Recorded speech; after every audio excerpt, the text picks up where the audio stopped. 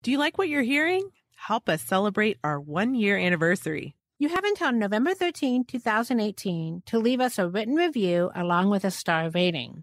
Then shoot an email to contact@sparkjoypodcast.com with your username for a chance to win a copy of Sparkjoy signed by Marie Kondo. You can visit sparkjoypodcast.com/iTunes for more details. And now, on to the show.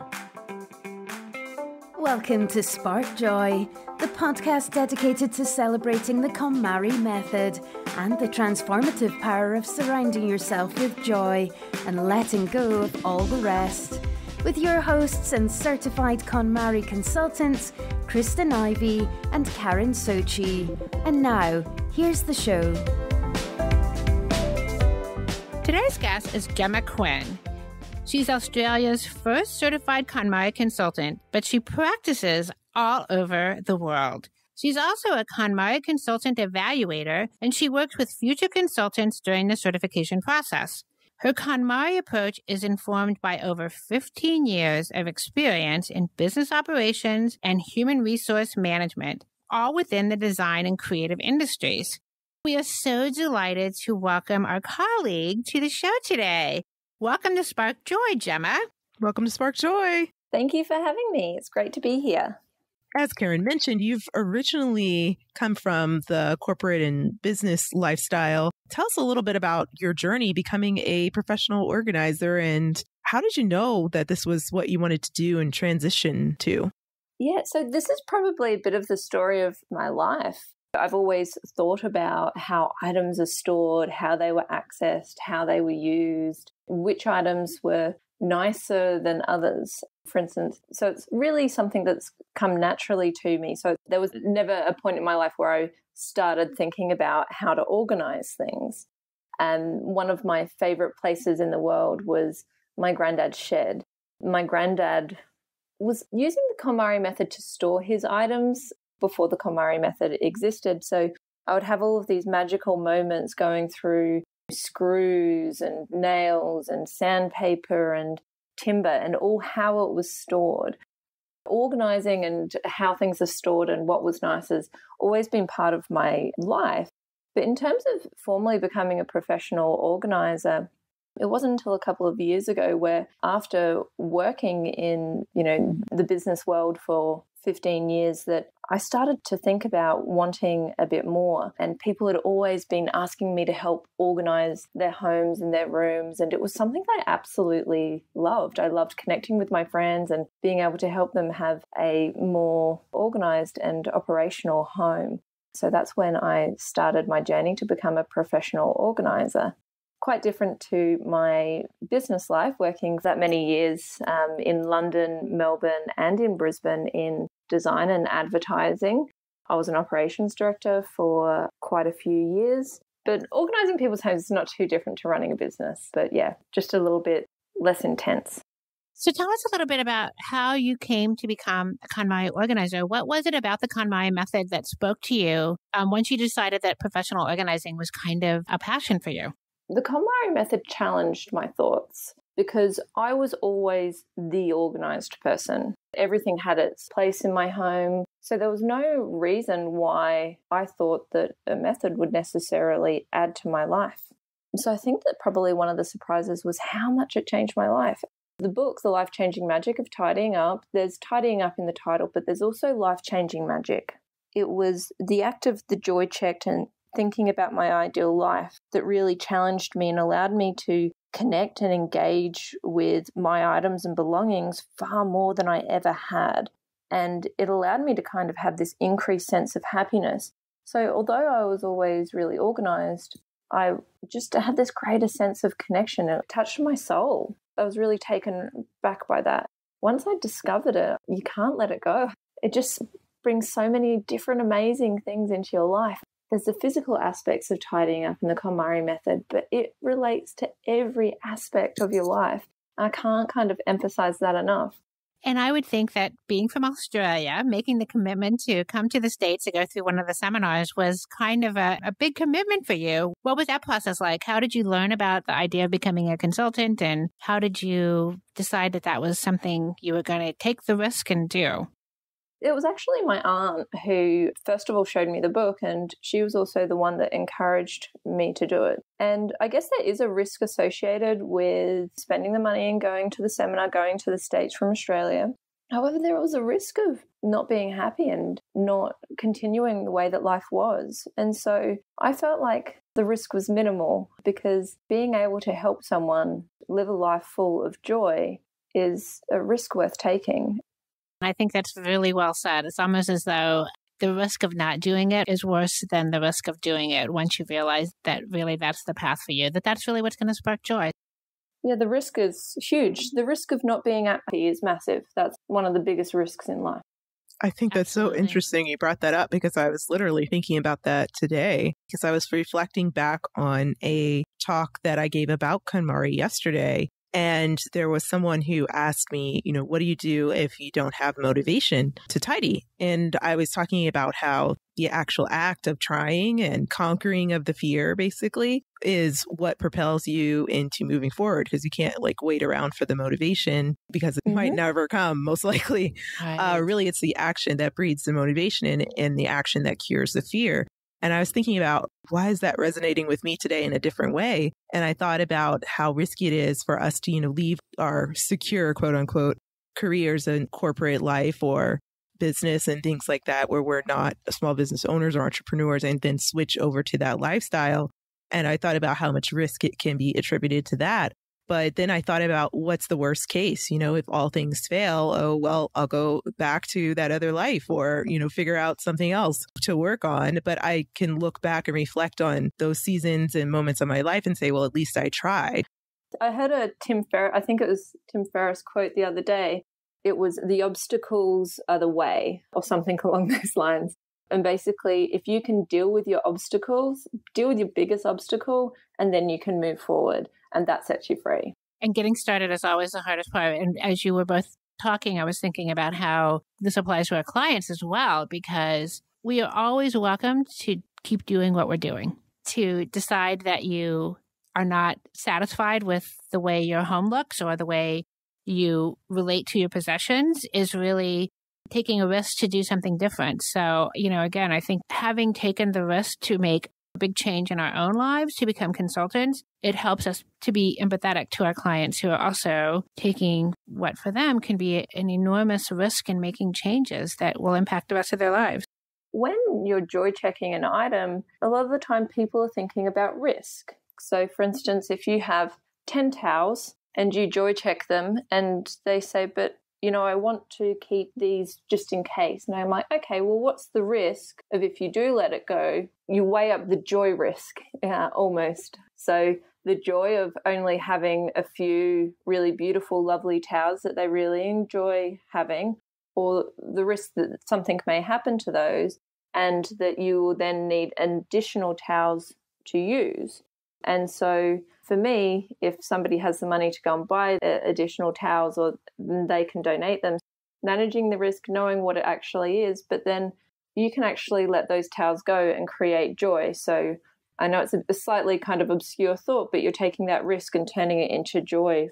Absolutely agree. Gemma, you also are a KonMari Evaluator. Can you tell us just a little bit about what that process is like and what you do in that capacity? Absolutely. So I'm KonMari Evaluator, and it brings me a huge amount of joy to be able to help KonMari consultants in training through their journey to become certified KonMari consultants is really rewarding. You can see consultants progress from after attending the seminar. They then go through the tidying marathon with one of their clients. They write reports. And so we basically ensure that the quality of certified consultants, we ensure that they know and have a full understanding of the KonMari method.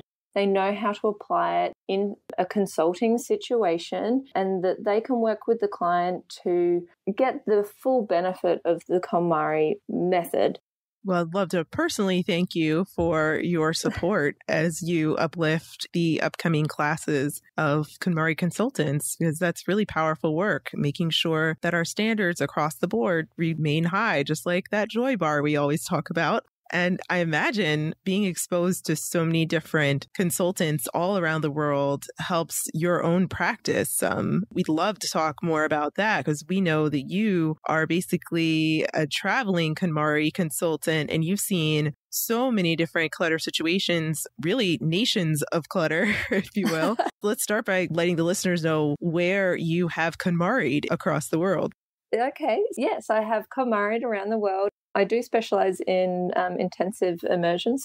I've worked with people up to 3 weeks at a time. I have worked in the US, in LA, and I've done intercontinental move from LA to Munich in Germany. I've worked in York in the UK, in New Caledonia, which is in the Pacific, cities in Australia, so Brisbane, which is my base.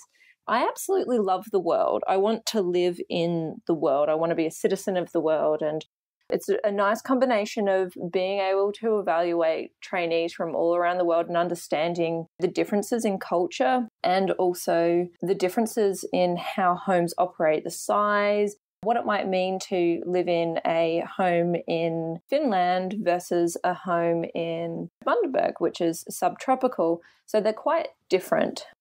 Regardless of where you are in the world, you still face the same kind of struggles when you're thinking about your ideal life and if an item sparks joy for you and how to organize it. You also lived in Japan as well. So if you could break down some of those specific differences of either the lifestyles, the living environments, or the way KonMari is executed. I was in a homestay in Japan as well when I was younger in studying Japanese in high school. The KonMari method, I believe, fundamentally does not change where you are around the world. The great thing is that it's an agnostic structure. You have to define what your ideal future life is, and which may change across the journey through your tidying marathon, and which is fine. But that gives you the basis to make those decisions that will change depending on where you live. Knowing what really brings you joy, that will change by culture.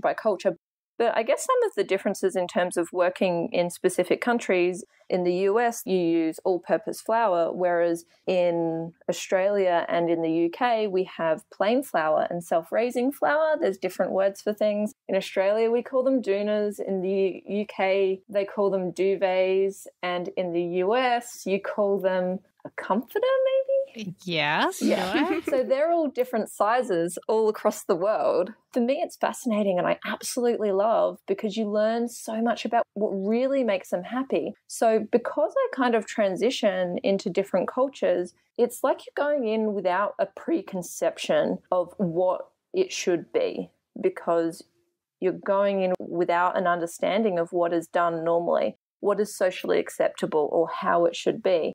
Joy is probably the one constant. Yeah, absolutely. Is there anything else that's kind of more universal? I mean, the big lesson for me is this method really is universal. It's so fascinating that you can see all of these different expressions of joy as you travel here, there, and everywhere. And I imagine that really had a big impact on your life or your understanding of KonMari and your practice of KonMari. Yeah. Can you talk a little bit about that? Yeah, it does. And I think the first one is never assume, never ever assume, and to ask the right question. For me, in my ideal life, there are foreign cultures, there are foreign languages. You know, I go to the States and I'm like, okay, so what's the difference in between baking powder and baking soda? I still haven't worked all of that out with flour. I haven't either, so don't worry about it. My answer is work it out and label it and put it in a jar, even if they're the same thing in your cupboard. Right. Have bicarb, baking soda, baking powder. Just know it, and then that way you can grab it for the recipe. Engaging with other people and other cultures personally brings me a whole huge amount of joy because in life, those experiences that I feel I look back on and they bring me the most joy. Things generally don't bring me as much joy as being able to sit down with somebody and to share a moment and to laugh and to understand and engage with them.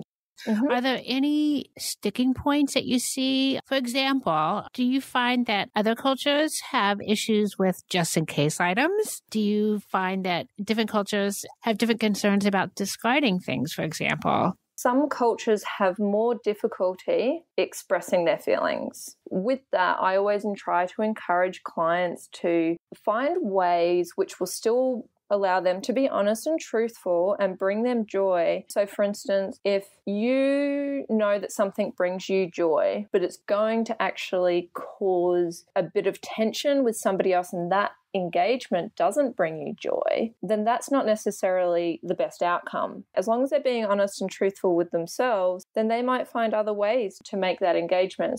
Thank you, Gemma. This is great insight on how KonMari translates across cultures. And I'm really curious, while we have you as a KonMari consultant, what your favorite tidying tip is.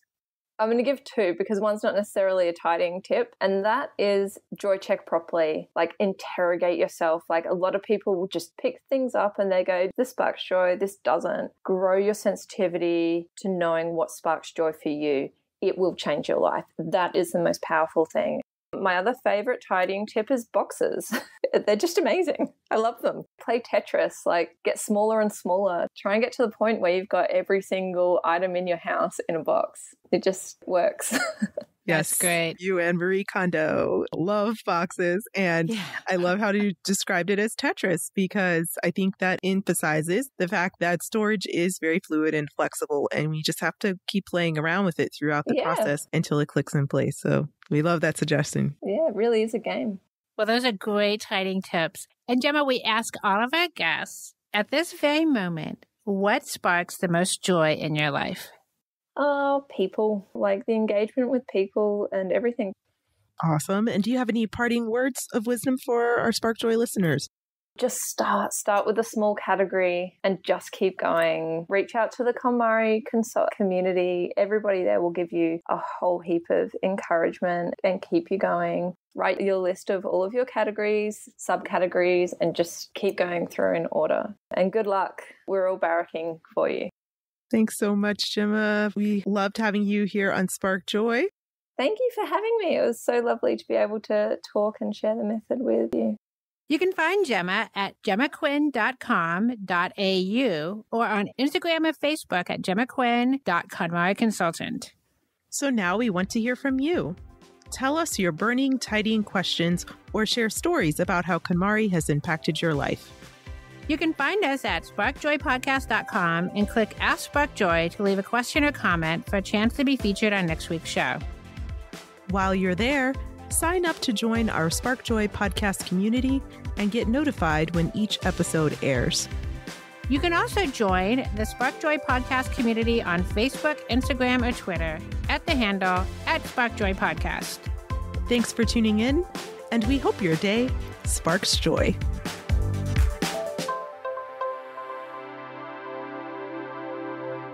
Thank you for listening to Spark Joy with your host, Kristen Ivy of For the Love of Tidy in Chicago and Karen Sochi of the Serene Home in New York City.